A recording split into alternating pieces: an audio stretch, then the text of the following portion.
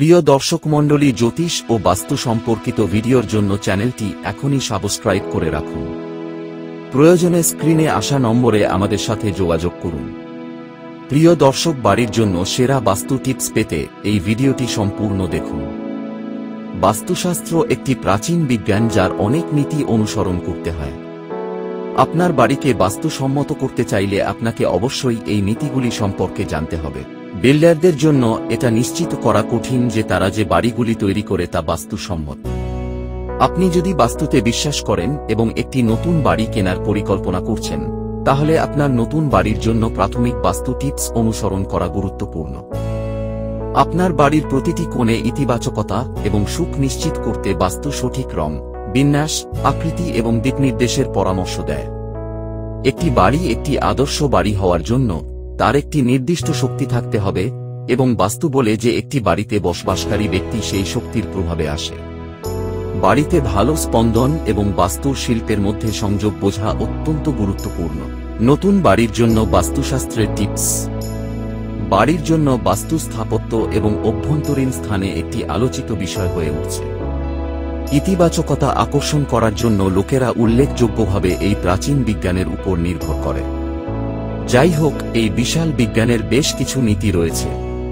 তাদের প্রত্যেককে অনুসরণ করা বাস্তবসম্মত নয়, তবে আপনি সর্বোচ্চ অনুসরণ করার চেষ্টা করতে পারেন।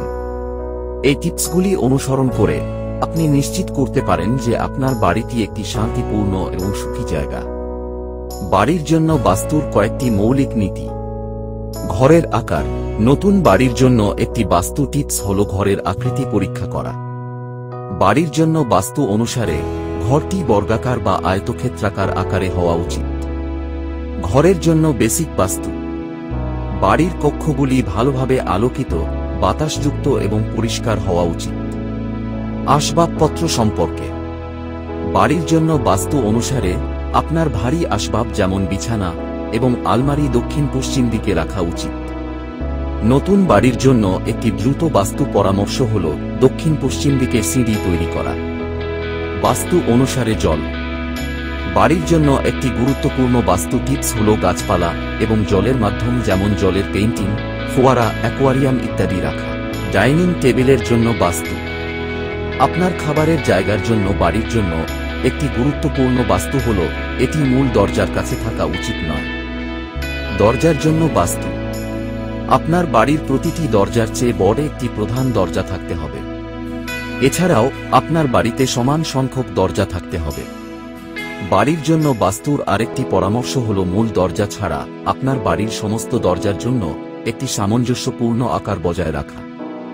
নতুন বাড়ির প্রবেশের জন্য বাস্তু নির্দেশনা। নতুন বাড়ির জন্য বাস্তু টিপস অনুসারে বাড়ির প্রধান প্রবেশদ্বার কেবল পরিবারের প্রবেশদ্বারই নয়, বরং শক্তি এবং স্পন্দনের জন্য। আপনার বাড়ির প্রধান প্রবেশদ্বারটি উত্তর, পূর্ব বা উত্তর পূর্ব দিকে মুখ করা উচিত। এটি এমনভাবে তৈরি করা উচিত যাতে আপনি যখন বাইরে বেরোন তখন উত্তর, পূর্ব বা উত্তর পূর্ব দিকে মুখ করে থাকেন। বাড়ি কেনা বা তৈরি করার আগে নিশ্চিত করুন যে পরিকল্পনাটি এই নির্দিষ্ট দিকগুলিতে কেন্দ্রীভূত। বাড়ির প্রবেশদ্বার ডিজাইন করার সময় ফোকাস করার বিষয়। প্রবেশদ্বার নির্মাণের জন্য উচ্চমানের কাঠ ব্যবহার করুন। মূল দরজার বাইরে কোনো ফোয়ারা বা জলকেন্দ্রিক সাজসজ্জা করা এড়িয়ে চলুন। প্রবেশদ্বারের বাইরে জুতার র‍্যাক বা ডাস্টবিন স্থাপন করা এড়িয়ে চলুন। মূল দরজার কাছে বাথরুম তৈরি করা থেকে বিরত থাকুন। প্রধান দরজা কালো রং করা উচিত নয়। প্রবেশদ্বারটি ভালোভাবে আলোকিত হওয়া উচিত। দরজাটি সূক্ষ্ম নেমপ্লেট এবং সুখ বাঁধানোর তোরণ দিয়ে সজ্জিত করা উচিত। দরজাটি ঘড়ির কাঁটার দিকে খোলা উচিত। প্রবেশদ্বারের কাছে কোনো প্রাণীর মূর্তি বা মূর্তি রাখবেন না। প্রবেশদ্বারের জন্য একটি 2 শাটার দরজা বেছে নেওয়ার চেষ্টা করুন। বাস্তু অনুসারে এই দরজাগুলি শুভ। নতুন বাড়িতে ডাইনিং হলের জন্য বাস্তু। যদি আপনার ডাইনিং এরিয়ার জন্য আলাদা একটি অংশ থাকে, তাহলে সর্বোত্তম ফলাফল পেতে আপনার ডাইনিং হলটি পশ্চিম জোনে স্থাপন করা উচিত। তবে কোনো কারণে যদি এটি অসম্ভব হয়, তাহলে আপনি উত্তর, পূর্ব বা দক্ষিণ দিক বেছে নিতে পারেন। তবে যে কোনো মূল্যে দক্ষিণ পশ্চিম জোনের দিক এড়িয়ে চলার চেষ্টা করুন, কারণ এটি ডাইনিং এরিয়ার জন্য বাড়ির দিক নির্দেশনার জন্য উপযুক্ত বাস্তু নয়। আপনার ডাইনিং হলের জন্য সঠিক রং বেছে নিতে হবে।